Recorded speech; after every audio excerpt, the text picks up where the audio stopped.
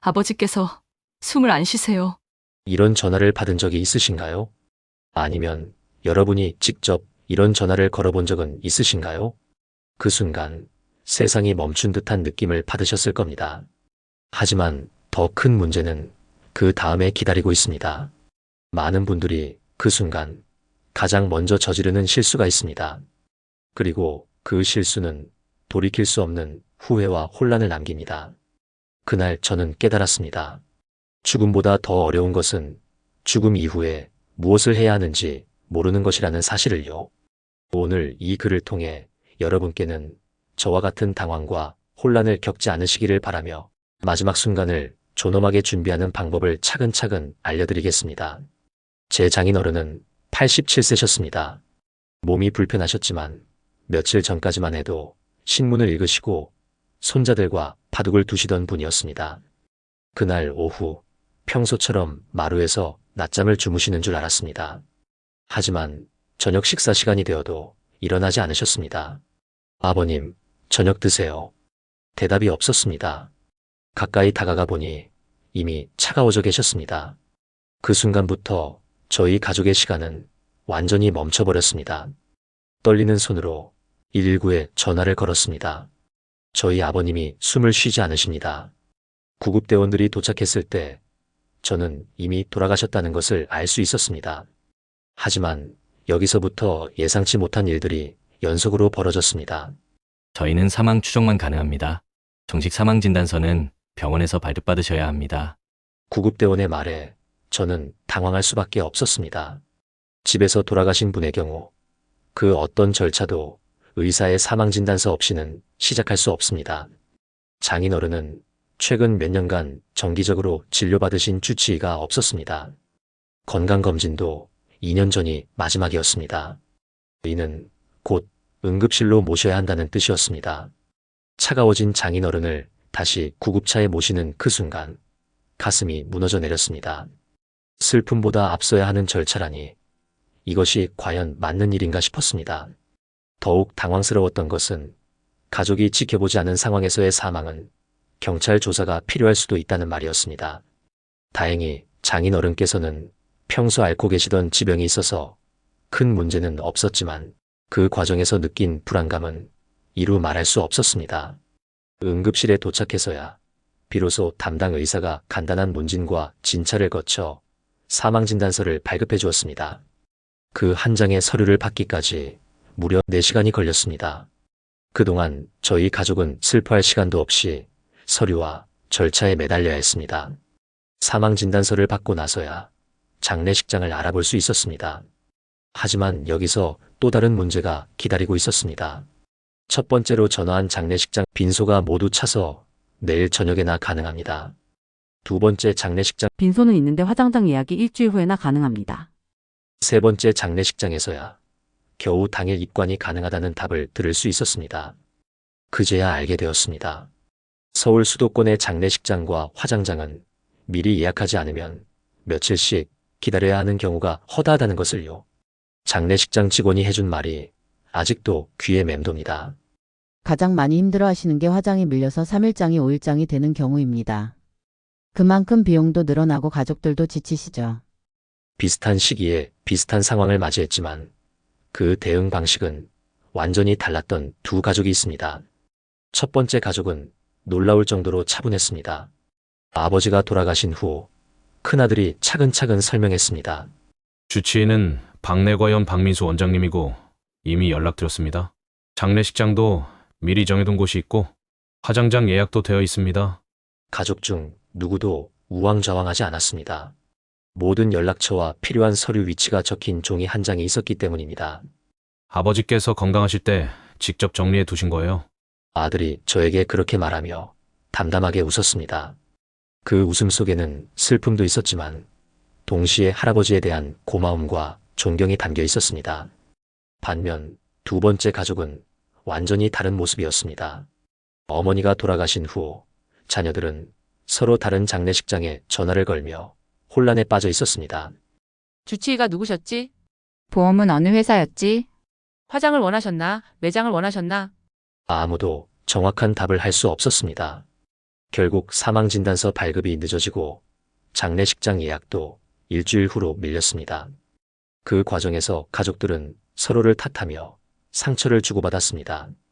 왜 미리 물어보지 않았어? 엄마한테 그런 말 어떻게 해? 두 가족을 보며 저는 확실히 깨달았습니다. 죽음 자체는 바꿀 수 없지만 죽음을 맞이하는 방식은 충분히 준비할 수 있다는 것을요. 장인어른을 떠나보낸 후 저는 아내와 진지한 대화를 나누었습니다. 우리도 이런 준비를 해야 하지 않을까? 처음에는 아내도 꺼려했습니다. 왜 그런 불길한 얘기를 해요? 아직 건강한데? 하지만 제가 겪은 일을 자세히 설명해 드린 후 아내도 고개를 끄덕였습니다. 정말 그런 일이 생기면 저도 어떻게 해야 할지 모르겠어요. 그날부터 저희는 가끔 이런 대화를 나누기 시작했습니다. 불길한 이야기가 아니라 서로를 더 깊이 이해하고 배려하는 시간으로 받아들이게 되었습니다. 아이들도 처음에는 왜 그런 무서운 얘기를 해요? 라고 했지만 지금은 먼저 아빠, 그 리스트 업데이트 할 때 아니에요? 라고 말할 정도가 되었습니다. 죽음을 준비한다는 것은 그 사람을 더 사랑한다는 의미입니다.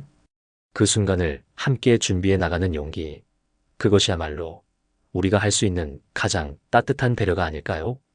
제가 장인어른을 떠나보낸 후 만든 체크리스트를 공유해 드리겠습니다. 어려운 것은 하나도 없습니다. 가족 구성원 각자에 대해 이 5가지만 정리해 두시면 됩니다. 첫째, 의료진 연락처입니다. 평소 진료받는 병원과 의사 이름, 연락처를 적어두세요. 없다면 최근 건강검진을 받은 병원이라도 좋습니다. 주치의가 있으면 사망진단서 발급이 훨씬 수월해집니다. 둘째, 희망하는 장례 방식과 장례식장입니다. 집 근처 장례식장 2곳 정도의 주소와 전화번호를 미리 알아두세요. 화장을 원하시는지, 매장을 원하시는지도 미리 이야기해 두시면 좋습니다. 구체적이지 않아도 어떤 병원 장례식장 정도만 적어도 충분합니다. 셋째, 중요한 서류의 위치입니다. 가족관계증명서, 주민등록등본, 보험증권 등이 어느 서랍, 어떤 파일에 있는지 간단히 적어두세요. 급할 때 찾느라 시간을 허비하지 않으려면 미리 정리해 두는 것이 중요합니다. 넷째, 자동이체 내역입니다. 전기, 수도, 휴대폰, 신용카드, 보험료 등 매월 나가는 돈들의 목록을 만들어 두세요.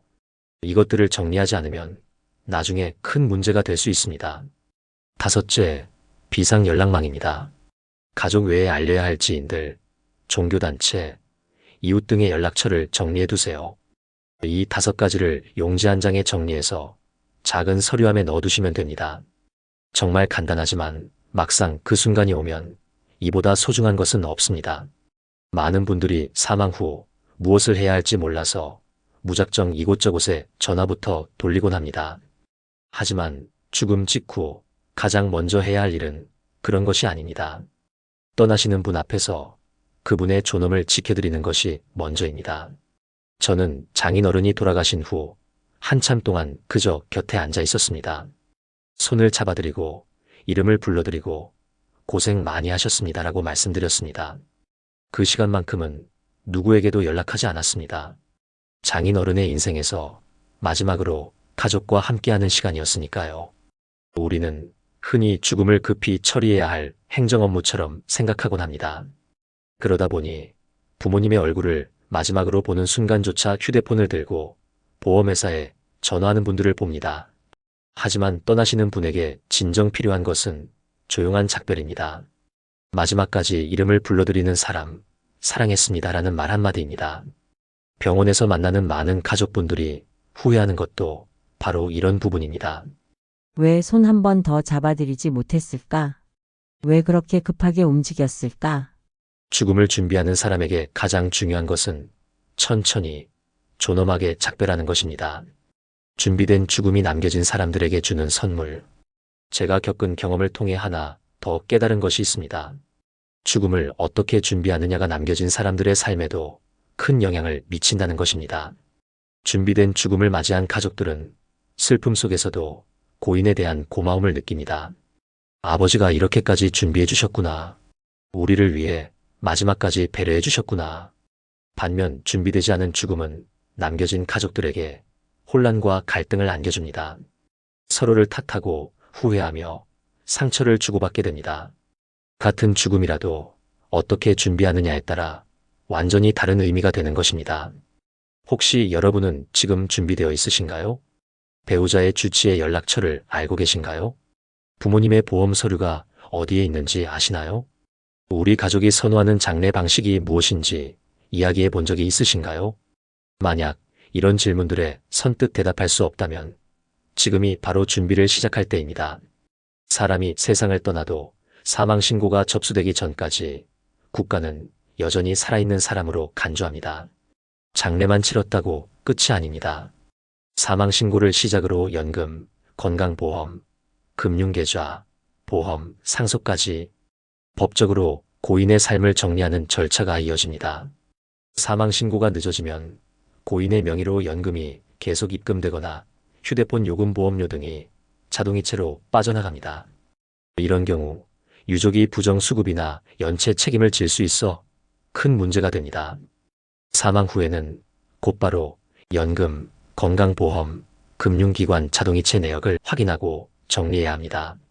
그러니 장례 후 슬픔보다 먼저 행정이 시작된다는 사실을 기억하세요.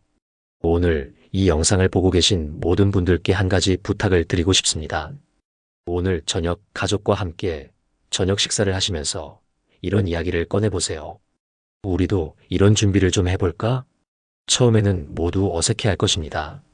하지만 차근차근 설명해 드리시면 분명 이해해 주실 것입니다.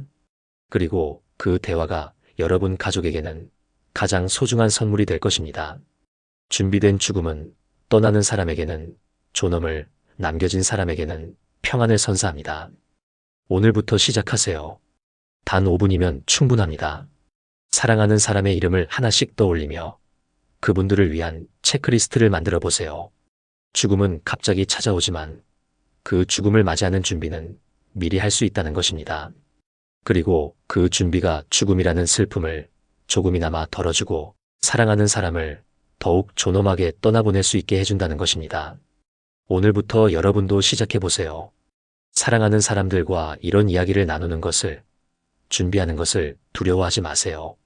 그것이야말로 진정한 사랑이고 우리가 할 수 있는 가장 아름다운 배려니까요. 모든 분들의 마지막이 평안하고 존엄하기를 바랍니다. 이 영상이 여러분께 조금이라도 도움이 되셨다면 좋아요와 구독, 알림 설정 꼭 부탁드립니다. 주변에 꼭 필요한 분들과 공유해 주시면 더 많은 분들이 소중한 마지막을 존엄하게 준비하실 수 있습니다. 여러분의 경험이나 궁금한 점이 있다면 댓글로 남겨주세요. 함께 이야기 나누며 서로에게 힘이 되어드릴 수 있으면 좋겠습니다. 오늘도 평안하고 건강한 하루 보내시고 저는 다음 영상에서 더 유익한 정보로 찾아뵙겠습니다. 감사합니다.